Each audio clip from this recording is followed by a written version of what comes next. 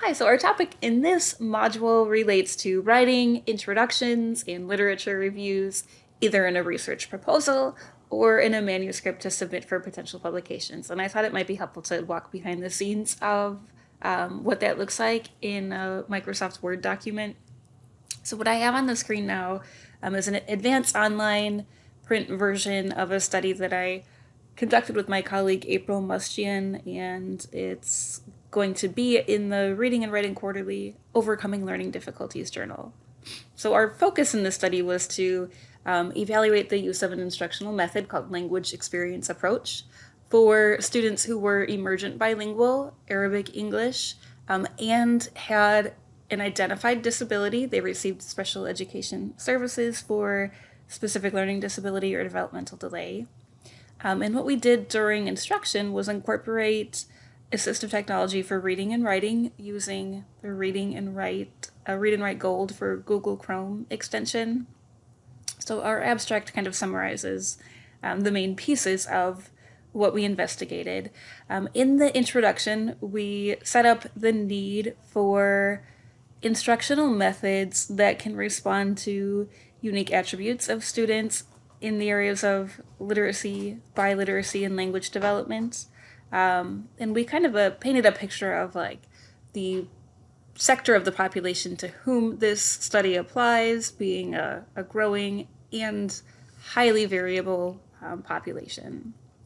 So we cite some national assessment achievement data to show the rationale for the study, why it's important that we undertook this particular investigation.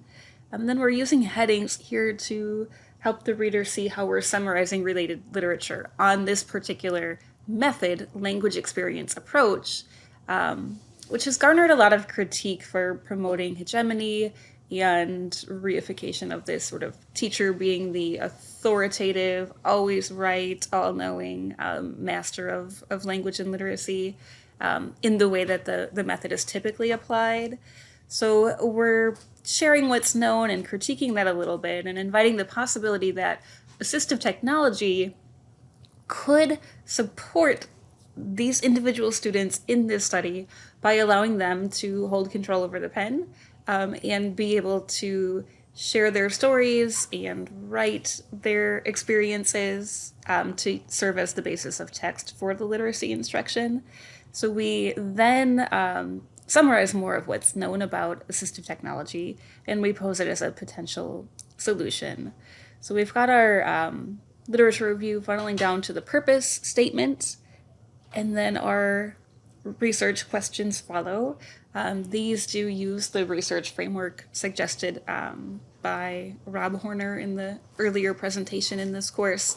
So research question 1, is there a functional relation between technology-supported language experience approach and the number of words read correctly per minute on curriculum-based measures? That's an ecologically valid and then also a highly reliable, valid measurement used in schools to monitor progress with reading.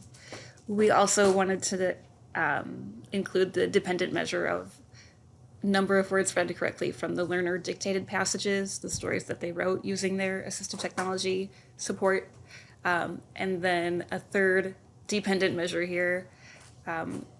What are the effects of technology supported language experience approach on the percentage of meaning change miscues respective to total words transcribed? So once they wrote the stories, these texts became the basis of the literacy instruction, and we had students reread the texts and coded accuracy in rereading those texts that they wrote. So that was a secondary dependent measure, and then our final question relates to social validity. You'll recognize the language of goals, procedures, outcomes from what you've read about social validity. This is the basic structure to the introduction as it will appear online in print. But what I'm going to display now is draft number, 12,000 of what this actually looked like when we submitted it to the editors for review. It was initially sent out, for a blind peer review. So the title page really was the running head. And then the title, no information followed, so the page was blank.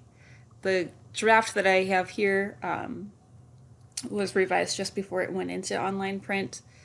So I think, oh no, this isn't, we didn't put our author information that would appear here.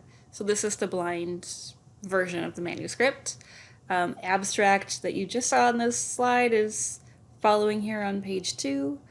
Page 3, we center, not boldface, repeat the title, and then set up the introduction. So I've got it double spaced, no spaces after the paragraph. Remember, if you're using Word, you want to make sure that you can hit, it would say remove space if there were an extra one, hit that to remove the extra space.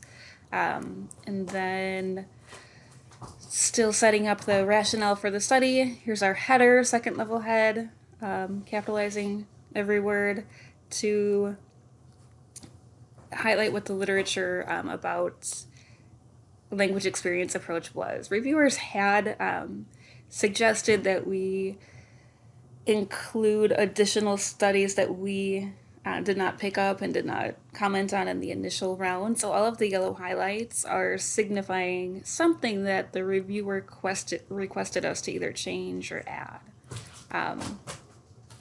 And so that's what the yellow highlight is, just to show, hey, we met your recommendation here. Still scrolling through this introduction. Now we're summarizing assistive technology. We changed the name of the header. I think initially we must have given that a different title that they wanted to clarify what this section was. I'm going to scroll down. This is still summarizing our proposed rationale for why we're doing this study. Another second level head to show the purpose statement. And then I'm moving to third level heading for these research questions. So that means that it's indent, sentence case, right? So the Q is lowercase, the period is here, and the text starts on that very same line right there. So I've got the 4 research questions in the introduction. This is just a glimpse of what it looks like in Microsoft Word. If you haven't ever written or submitted, this might not be familiar. So I thought it would be helpful to include for this week. Thank you.